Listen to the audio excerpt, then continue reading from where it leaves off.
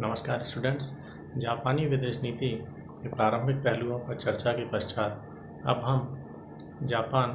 की महाशक्तियों के साथ संबंधों पर चर्चा करेंगे और देखेंगे कि जापान और संयुक्त राज्य अमेरिका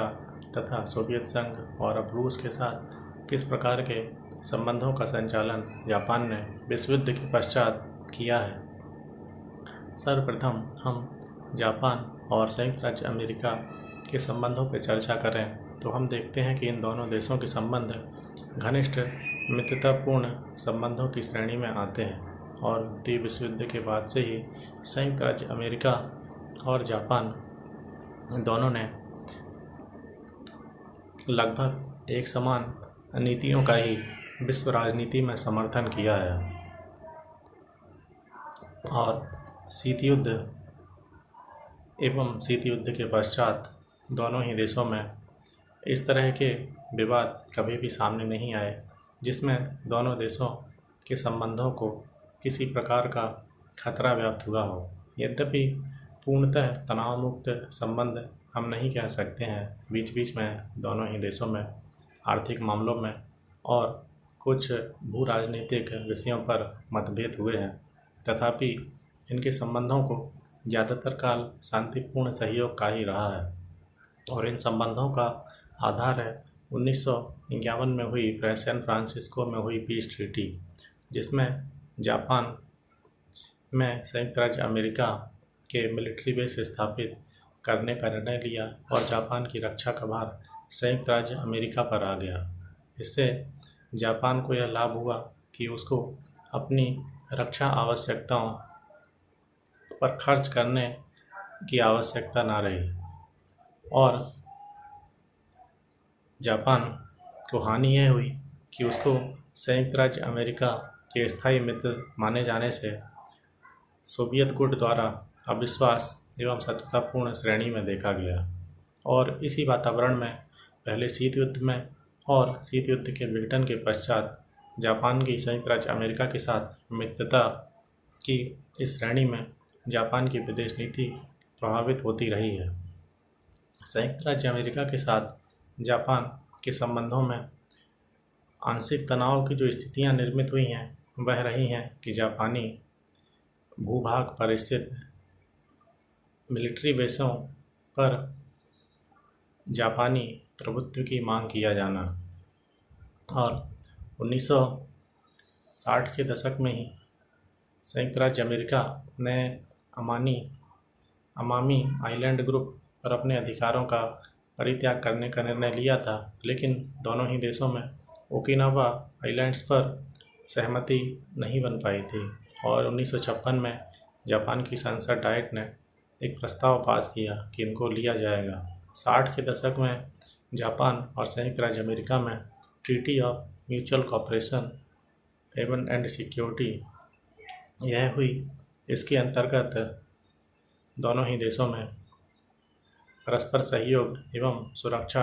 संबंधी प्रावधानों को आगे बढ़ाया जाना चाहिए था, लेकिन इस विषय ने जापान में आंतरिक राजनीति में इस तरह से विरोध स्थापित किया कि उस समय राष्ट्रपति आइजनहावर को अपनी यात्रा स्थगित करना पड़ी और जापानी प्रधानमंत्री को इस्तीफा देना पड़ा। यह संधि यह प्रावधान करती थी कि जापान पर किसी भी प्रकार का आक्रमण होने की स्थिति में संयुक्त राज्य अमेरिका और जापान दोनों ही मिलकर सामना करेंगे। इसके विपरीत अगर संयुक्त राज्य अमेरिका पर कोई आक्रमण होता है तो जापान, क्योंकि रक्षा आवश्यकताओं के लिए अमेरिका पर ही निर्भर है, तो जापान तो कोई विशेष प्रकार से सहायता नहीं कर सकता है। जापान में वामपंथी राजनीतिक तत्वों द्वारा हमेशा से ही जापान की इस अति निर्भरता के विरोध में जापान द्वारा स्वतंत्र विदेश नीति के अनुसरण की मांग की जाती रही है, तथापि जापान का अधिकांश जनमत अमेरिका के साथ घनिष्ठ संबंधों के पक्ष में ही रहा है और इसलिए कभी भी इन संबंधों को एक सीमा से ज़्यादा आगे नहीं बढ़ाया गया और 1969 में दोनों ही देशों में इस पर चर्चा प्रारंभ हुई और 1972 में ओकिनावा द्वीप को लौटाने पर अमेरिका सहमत हुआ और रिएको द्वीप को भी, जिसको संधि में पहले शामिल नहीं किया गया था अनाक्रमण की स्थिति वाले प्रोविज़न में, उसमें इसको भी जोड़ा गया। 1970 के दशक के प्रारंभ में अमेरिका और जापान के संबंधों में एक अविश्वास की स्थिति हमें देखने मिलती है, जब संयुक्त राज्य अमेरिका ने जापान को विश्वास में लिए बिना ही चीन के साथ अपने संबंधों की बहाली का निर्णय लिया। यह जापान के लिए एक चौंकाने वाला निर्णय था और इसने एक अविश्वास की स्थिति को निर्मित किया। हालांकि चीन और जापान और अमेरिका इन संबंधों को बहुत ज़्यादा विवाद की ओर नहीं ले गए, लेकिन यह एक ऐसा निर्णय था जिसमें जापान के अंदर इस बात पर चर्चा थी कि अमेरिका को इस तरह का महत्वपूर्ण निर्णय लेते समय जापान को विश्वास में लेना चाहिए था। इसके अलावा ईरान के साथ व्यापार के संबंध में भी 70 के दशक में ही हल्का सा विवाद अमेरिका और जापान में स्थापित हुआ था। इसके साथ ही आर्थिक मोर्चे पर संयुक्त राज्य अमेरिका में 60 के दशक से ही यह महसूस किया जाने लगा था कि जापान ने उस आर्थिक व्यवस्था